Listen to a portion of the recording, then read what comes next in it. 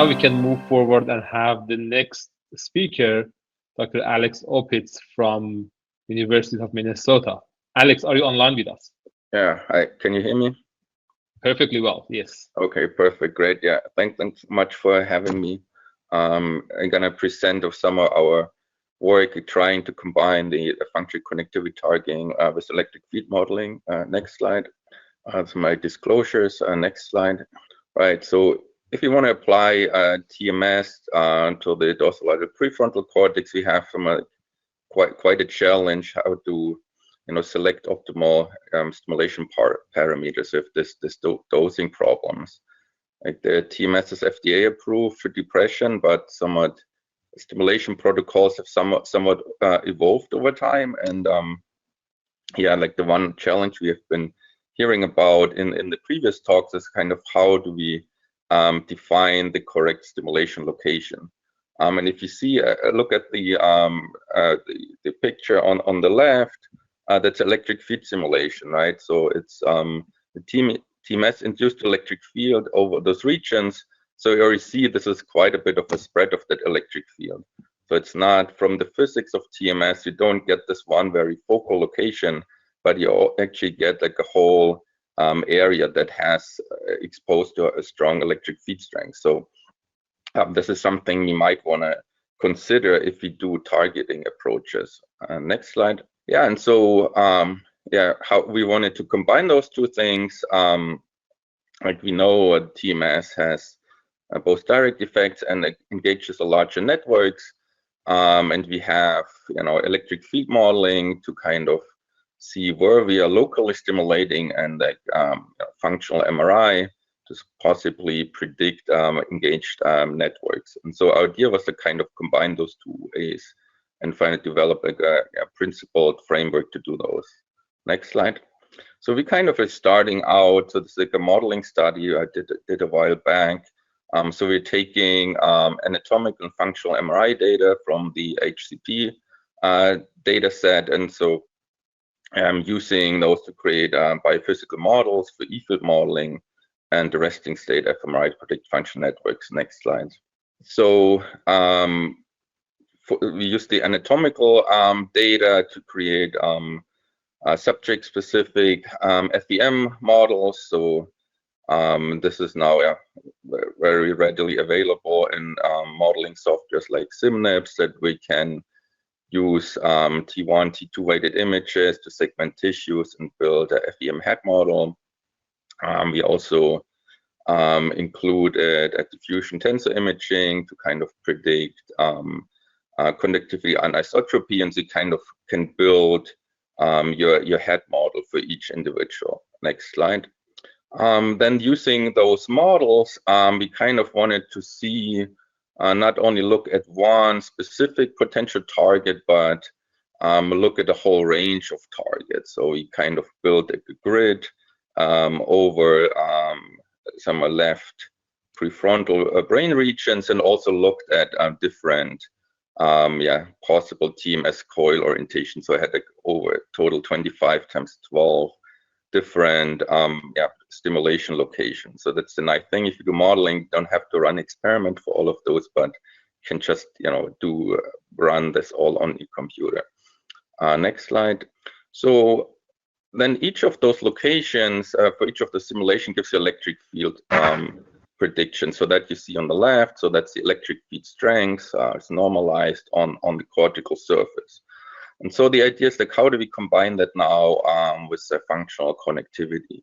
And so what we did is we just thresholded the electric field, and I basically built a seed region out of that, a weighted mask, so where like the areas of highest electric field strength would get like the highest weight.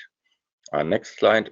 And then we use that seed region, that weighted mask, for your kind of normal functional connectivity analysis, correlate that with all other voxels over here on the surface, all other vertices, and get your functional connectivity map. Next slide. And so first thing we want to look at is how would those functional connectivity maps change if we change TMS stimulation parameters. And so one thing we already see, even if you stay on the same location and we just like, orient the coil in different orientation, you could possibly get a completely different functional network. Next slide. So then we are thinking, how can we kind of like systematize and look at that all in a kind of integrated way. And so basically what we're looking at is at every location and every orientation to assign that to a different network. And so what you see here, like the red and blue arrows, that would be the two different networks we would most likely target, with red being the default network and blue the frontal parietal network. So you see kind of something like a stimulation zone you would get.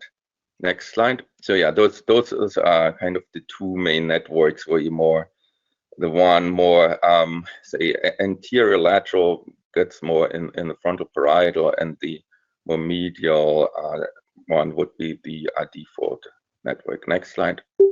This is the kind of integrating over all the subjects that we're looking at, so we kind of can look at that on the group level. You're just kind of overlaying all the different networks that we're possibly getting. And so what you see is kind of some areas where we would say you would always very solidly get in the one network or the other, but there are also areas in between where we would say get a lot of variability, where say depending which participant it is, or like a slight variation in stimulation parameters, we get a lot of sensitivity and could possibly jump in the one or the other.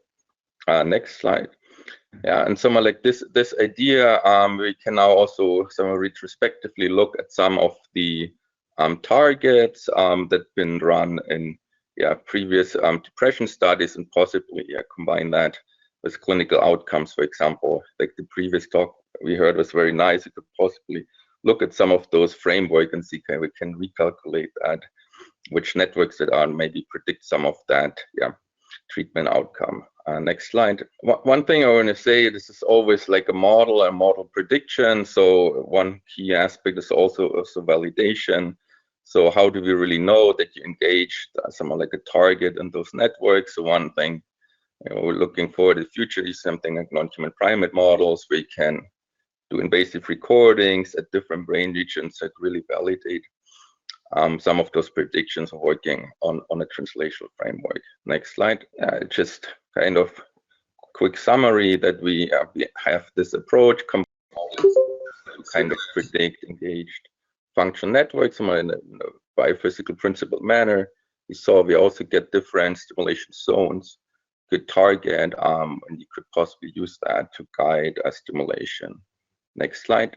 I just want to thank all my lab members, funding, who made that work possible. Next slide.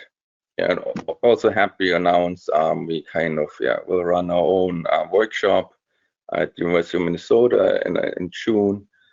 In person, will also be available online. So it's the sign up, and hope I see you there. Thank you for your attention.